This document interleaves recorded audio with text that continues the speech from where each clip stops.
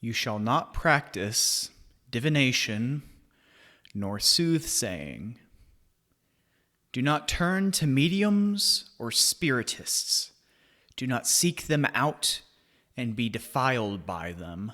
I am the Lord your God. Leviticus 26b and verse 31.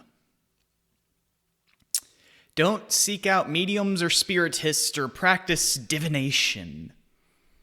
How does that apply to us today? Like, don't go to the psychic, don't use tarot cards, avoid Ouija boards, and don't read the horoscope.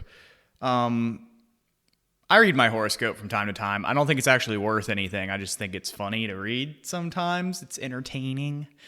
But man, I don't think that that's necessarily the only application to these commandments to the contemporary Christian.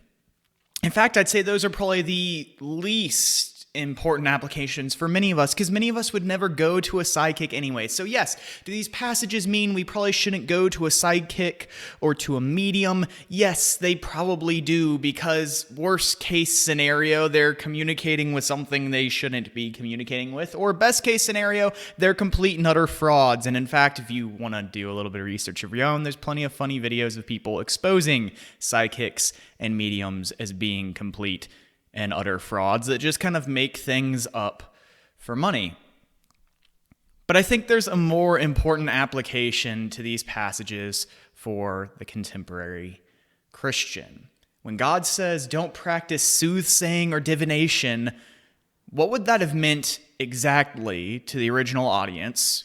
What principles can we draw from that commandment, and how do we apply that to today? Well, buckle in, because I'm gonna tell you about it. Now, in order to understand a commandment against soothsaying and divination and other forms of spiritist and psychic, expressions, we need to understand what exactly was being forbidden to begin with. What did divination look like in the ancient Near East? And the answer is actually fairly consistent across multiple different cultures and religions. They all more or less looked the same. Essentially, there was some sort of mathematical-like system where you looked for certain symbols either in an animal's body, in a crop, in the sky often would be another one, looking at planets and stars and constellations. And when you found certain signs, it would mean either good things or bad things. So one example of a Mesopotamian way of interpreting the signs would look like this. Venus, the planet Venus, was seen as a physical manifestation of the Mesopotamian goddess Ishtar, who happens to be the goddess of fertility, like think childbirth. And then different parts of the planet as a physical manifestation of this goddess would be associated with either good tidings or bad tidings. So when you looked at the planet Venus using whatever telescope-like device you have, if certain parts of it were blocked off by, say, an eclipse or simply by the position of the planet in association to the Earth and the Sun, then you would assume either good or negative things were going to occur.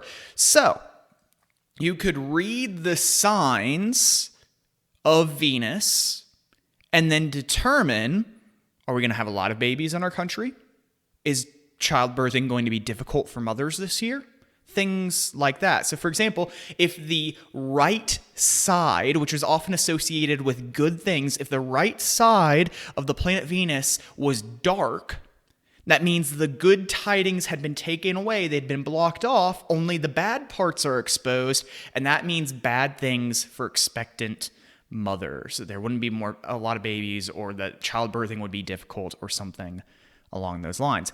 And this was exceedingly specialized. There was a lot of different symbols, and you would read the stars, the planets. You might kill an animal and look on certain parts of this sacrificial animal for signs. For example, like a tumor on a certain organ might be a negative sign, whereas seeing organs that were pink and healthy would usually be a positive sign.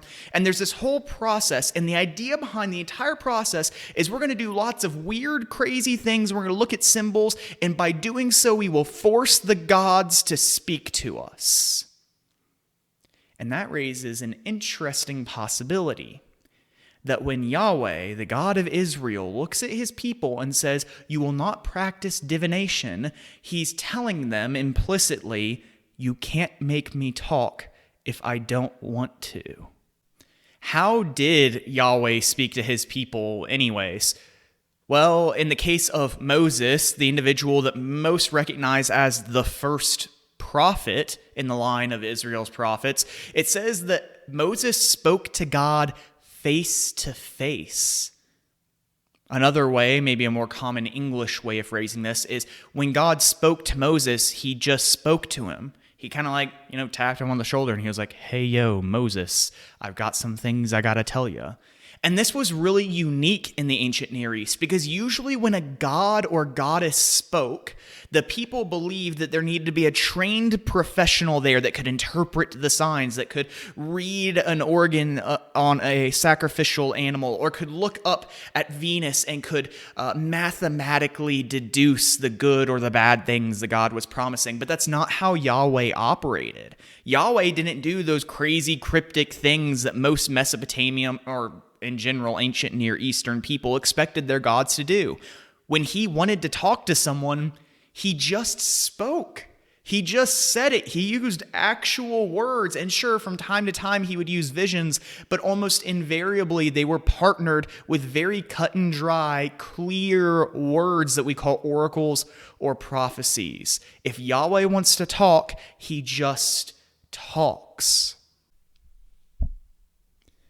In light of the prophecies against divination, that's very significant. Yahweh is saying, don't practice divination for two reasons. First of all, that's just not how I communicate. And second of all, you can't make God talk to you. You can't force God to give you information you want him to give you. He'll either give it to you or he won't. And you're allowed to ask, you're allowed to pray and say, "God, please tell me, God, please show me," but God is under no obligation to give in to your requests. He will if he wants to, and he won't if he doesn't want to. It's that simple. Israel's relationship with God was to be very much more direct and very much more simple than the relationships that their neighbors had with their false gods. Hey guys, you might have noticed that this week's video was a lot shorter than usual and it cut off pretty suddenly. And the reason for that is that I had intended to release a whole lot more from this specific recording session at once, but it came out really long. So I'm just going to release this first part today, and I'm going to release a part that's about 13 minutes or so next week, just to kind of break it up a little bit. And basically next week we'll just be dealing with the application of the issue of divination and prophecy and what happens when we encounter false prophets in the church and whether or not that sort of thing still happens. We'll kind of deal with that next week, and I promise it's very relevant to things that have happened over the last few months within the church itself, not within Berean, but within the church at large. So that is definitely something you're going to want to tune into. So hopefully we'll see you back here next week. Thanks for liking and commenting and sharing and subscribing. All of that stuff really helps us get the word out there and teach other people like you about the Bible and about who Berean is and about who the church is and about why Jesus is an amazing person that we should all follow. Hopefully, I'll see you back here next week.